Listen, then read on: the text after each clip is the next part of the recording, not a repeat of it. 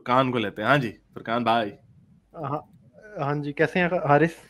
बिल्कुल ठीक सर, क्या कहना चाहेंगे?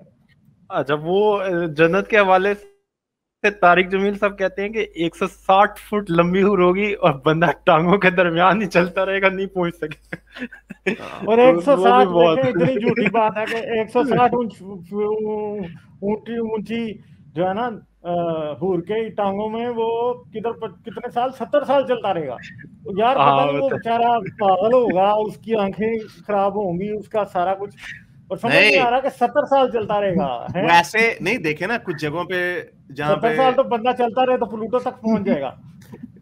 अक्सर नहीं, अगर कोई कोई ऐसा भी हो सकता है ना, कोई झाड़ियां झूड़ियां ज्यादा हो, गुम हो जाए कहीं पे। वो तो है, झाड़ियां शाड़ियों में गुम ही होगा, जाहिर बात है। झाड़ियों में ज्यादा अच्छा तो अच्छा। जी हाँ जी, आप बताएं। जी आप बोले बोले। अच्छा, हारिस, एक छोटी सी चीज ये मैंने करनी थी। मैंने एक पेपर पढ़ा था on psychological basis of left right differences. तो जस्ट एक छोटी सी एक लाइन थी, ये मैं शेयर कर सकता हूँ स्क्रीन? जी जी बोले बोले हाँ, मैं बोले भाई। ये स्क्रीन शेयर कर दूं? हाँ, तो ये बेसिकली ये जो प्रॉब्लम आता है ना, मैंने कई दफा देखा है, कुछ ये लेफ्ट और राइट लीनिंग टेंडेंसीज जो है ना, इसमें लोगों की थिंकिंग के लिहाज से आता है डिफरेंसेस।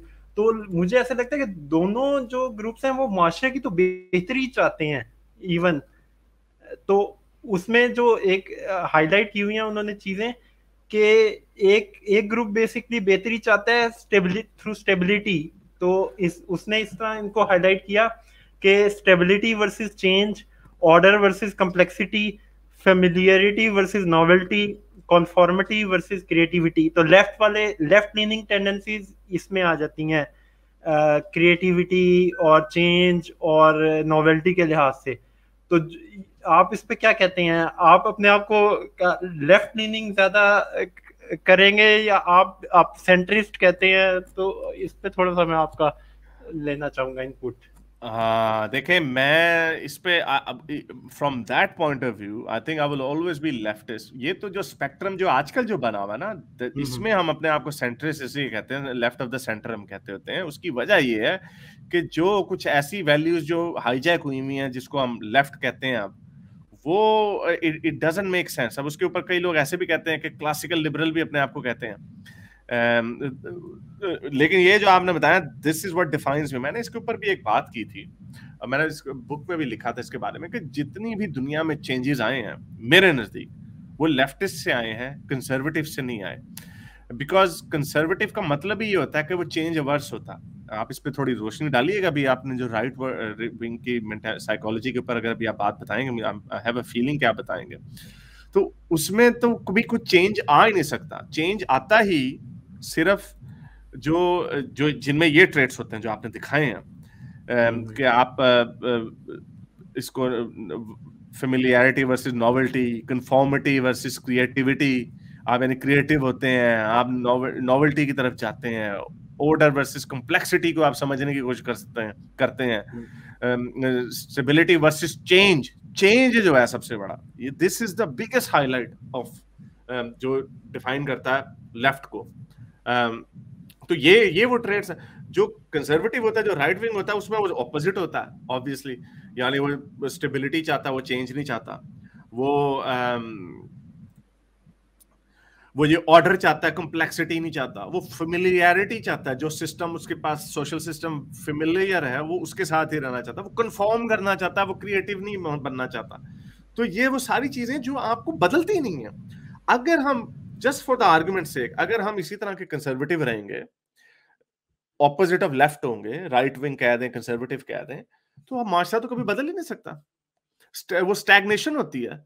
यानी जो वैल्यूज आज से 100 साल पहले थी कि औरतों को वोट नहीं देना, 150 साल पहले, आज भी वही काम होना था।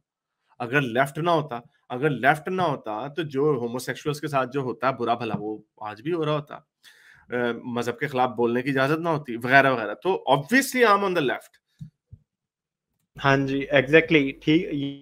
ये आपने सही बात किया, मैं भी ऐसे ही सोच रहा था। और दूसरी चीज ये सबसे ज्यादा ये चीजें मुझे हाईलाइट हुई खास तौर पर जब मैंने इंडियंस को सुना है ना, तो मुझे इस चीज में लोग भी अपने सिविलाइजेशन के गरूर में, या पाकिस्तानी भी जो राइट विंग पार्टीज हैं वो कहती हैं, वो एग्जैक्टली मुझे यही पैटर्न नजर आया उनमें। ये थिंकिंग है बेसिकली। कोई भी आप इंडियन नेशनलिस्ट ले लें, ये जैसा संजय दीक्षित बात करता है ना, तो वो एग्जैक्टली यही चीजें बात करता है। वो चेंज नहीं चाहता, वो कम्प्लेक्स, वो सोच ही नहीं सकता कि दुनिया कितनी कम्प्लेक्स हो सकती है, ग्लोबल जिस तरह ग्लोबलाइजेशन जो आ रही है, तो उसमें आप किस तरह आपने एडजस्ट करना है। तो ये जो पैटर्न है ना, ये राइट विंग पार्टीज में मुझे बिल्कुल प्रेवेलेंट नजर आता है। और दूसरी चीजें सिर्फ इसकी शिद्दत चेंज होती रहती है बाय एवरी कंट्री। पाकिस्तान में क्योंकि यही चीज इस्लाम के थ्रू फॉलो हो रही है, वहाँ सिविलाइजेशन, इंडिया में ये सिविलाइजेशन उसके थ्रू फॉलो हो रही है। हो सकता है कि यूरोप, यूएसए में ये चीज थी लेकिन अब कम हो चुकी हुई है, तो यूरोप में भी इस चीज ने दोबारा एक तरह से रिसर्जेंट करना शुरू किया। जैसा पोलैंड थोड़ा गया उस तरफ, राइट लीनिंग पार्टीज पोलैंड और ये ग्रीस वगैरह में एकदम ये आई थी ऊपर, बहुत हार्डकोर पार्टीज।